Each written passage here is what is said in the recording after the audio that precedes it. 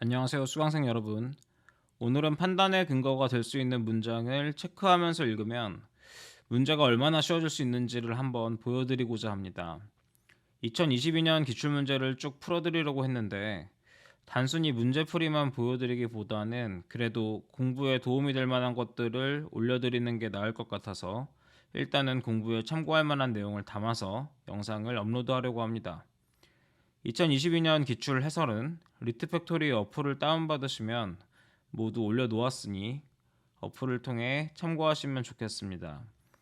오늘 다룰 문제는 2016년 8번입니다. 근거가 될 수 있는 말은 밑줄, 요건이나 무엇에 관한 얘기인지를 보여주는 부분은 물결 무늬를 치시면 됩니다. 저는 물결을 치기가 어렵기 때문에 형광펜 표시를 하도록 하겠습니다. 행정청의 법적 행위의 위법 여부는 원칙적으로 각각의 행위별로 독립적으로 검토되어야 한다. 이렇게 독립적으로 검토되어야 한다라는 문장인 어떤 판단을 하게 해줄 수가 있을까요? 위법 여부가 독립적으로 검토되지 않으면 그 검토는 적법한 것이 아닌 것이죠. 그렇기 때문에 이렇게 뭐뭐뭐뭐 해야 한다, 검토되어야 한다 이런 문장들은 어떠한 판단의 근거가 되기 좋은 문장이고 따라서 밑줄을 치시면 되겠습니다.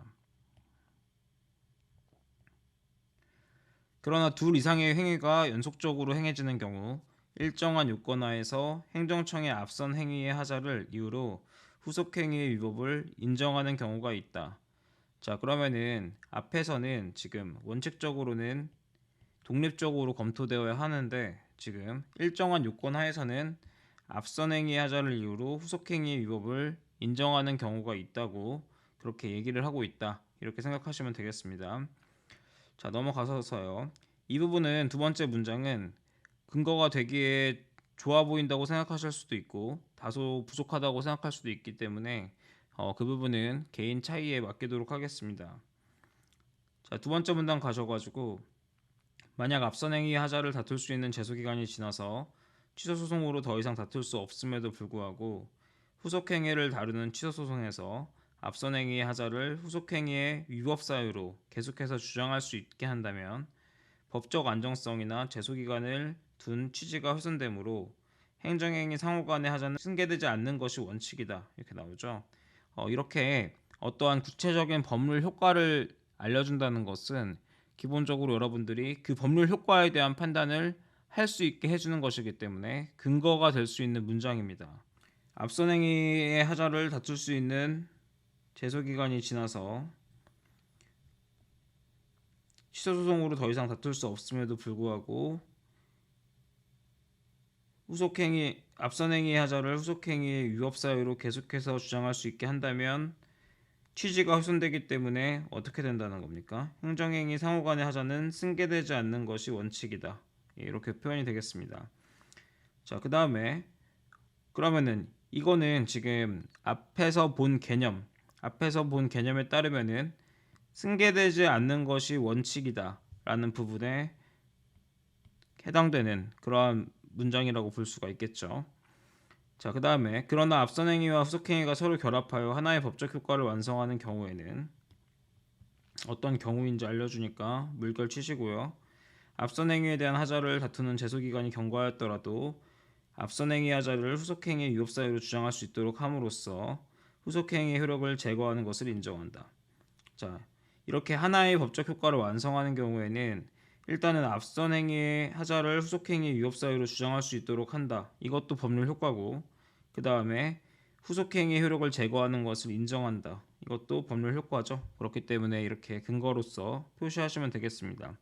이 문장 같은 경우는 어떤가요? 이 문장 같은 경우에는 아까 1문단에서 두 번째 문장이었던 일정한 요건 하에서 앞선 행위 하자를 이유로 후속 행위 위법을 인정하는 경우가 있다 라고 한 그 문장을 조금 더 구체화했다 이렇게 보실 수가 있겠죠. 그렇기 때문에 이 부분은 B와 관련된 얘기다, B의 입장에 해당되는 얘기다 이렇게 생각하실 수 있겠습니다. 그러면은 이게 헷갈리지 않게 하기 위해서 처음에 있던 걸 A, B라고 놓는다면 그 다음 문단에 나오는 거는 뭐 A1, B1 이런 식으로 표시하실 수 있겠죠. 그 다음 문장 가시면은 예컨대 행정청이 가백에 철거 건축물에 건축물에 철거 명령을 내렸으나 갑이 이를 스스로 이행하지 않아 행정청이 갑의 건축물을 철거하는 대집행 절차에 이르게 된 경우, 자, 이거 같은 경우에는 지금 앞서서 얘기한 거에 구체적인 사례를 주고 있는데요. 예시가 나온 경우에는 밑줄을 치셔도 되고 안 치셔도 되긴 하지만 이렇게 문단까지 바꿔가면서 예시를 주는 경우에는 이 예시는 기본적으로 선지에서 물어보고 있을 가능성이 굉장히 높기 때문에 저는 밑줄을 치도록 하겠습니다. 그러면은 철거 명령을 내렸으나 이행하지 않아서 지금 철거하는 대집행 절차에 이르게 된 경우, 이렇게 얘기를 했고요. 그 다음에 철거 명령과 대집행 절차는 서로 별개의 법적 효과를 발생시키는 독립적 행위로 인정된다. 네. 철거 명령과 대집행 절차 사이의 법률 관계가 어떤 식으로 보여지는지 구체적으로 얘기를 해주고 있죠. 그렇기 때문에 우리는 이 문장을 통해서 철거 명령과 대집행 절차가 서로 별개의 법적 효과를 발생시키는 독립적 행위로 인정되는구나, 이렇게 이제 받아들이시면 되는 겁니다. 그 다음에 또한 대집행 절차를 구성하는 일련의 단계적인 행위들, 네, 이번에는 이 단계적인 행위들이 어떻게 되는지 봤더니 이거에 대해서는 서로 결합하여 하나의 법적 효과를 발생시키는 행위로 인정한다, 이렇게 되었습니다. 자, 이렇게 서로 결합하여 하나의 법적 효과를 발생시킨다, 이런 얘기는 왜 나왔죠? 앞에서 이 B 부분을 보시면은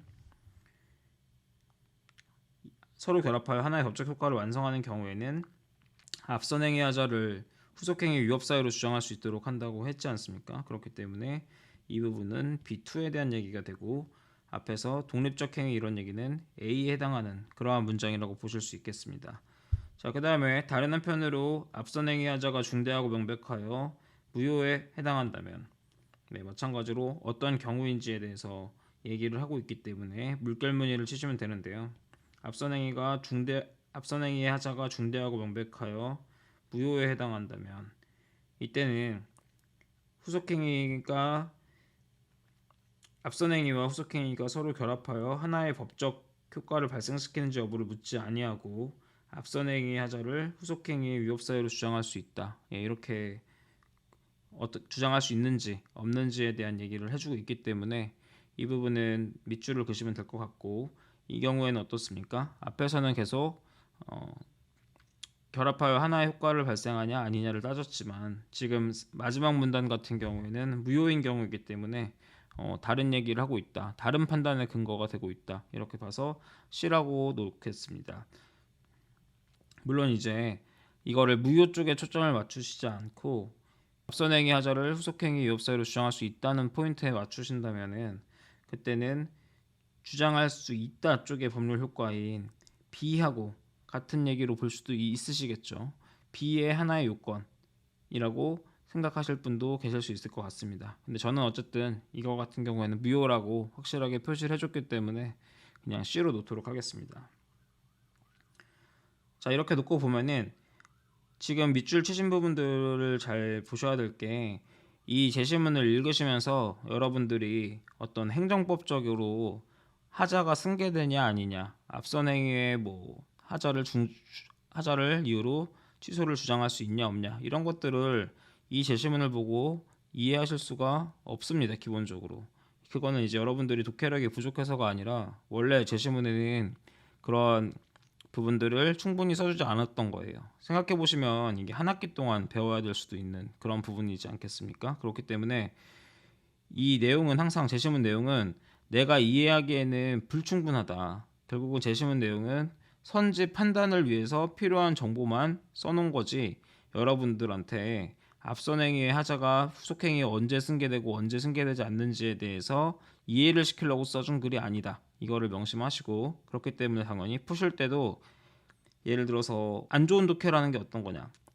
내가 봤을 때 이거는 왠지 서로 결합하여 하나의 법적 효과를 발생할 것 같아, 내가 봤을 땐 이거 아닐 것 같아, 이런 식으로 스스로 자꾸 내 느낌에 의존해서 판단하려고 하는 경우가 좀 안 좋은 독해라고 할 수 있는데, 예를 들어서 이제 기업 같은 거 봤을 때 철거 명령에 하자가 있었으나 이에 대한 제소 기간이 지났고 그 하자가 무효가 아니라면 대집행 개고 처분 취소 소송에서 철거 명령의 하자를 대집행 개고 처분의 위법 사유로 주장할 수 없다.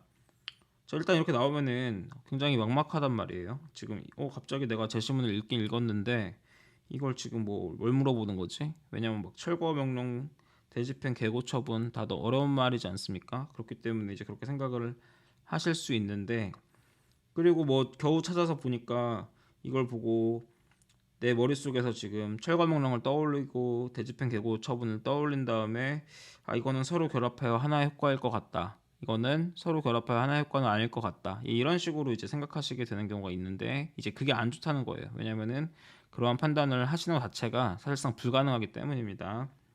그럼 어떻게 해야 되느냐?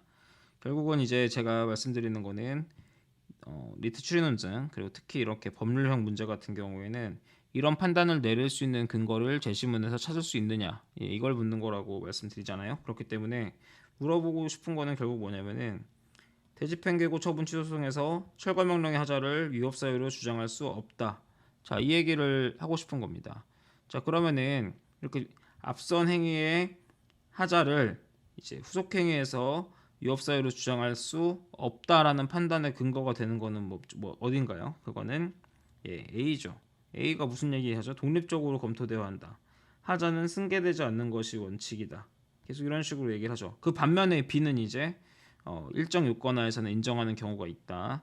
앞선 행위 하자로 후속 행위 효력을 제거하는 걸 인정한다. 그쵸? 그런 식으로 이제 되는 거죠. 그렇기 때문에 결국은 요 기억 선지를 판단하기 위해서는 요 얘기가 A에 포섭되는지 아닌지를 판단하시면 되겠습니다.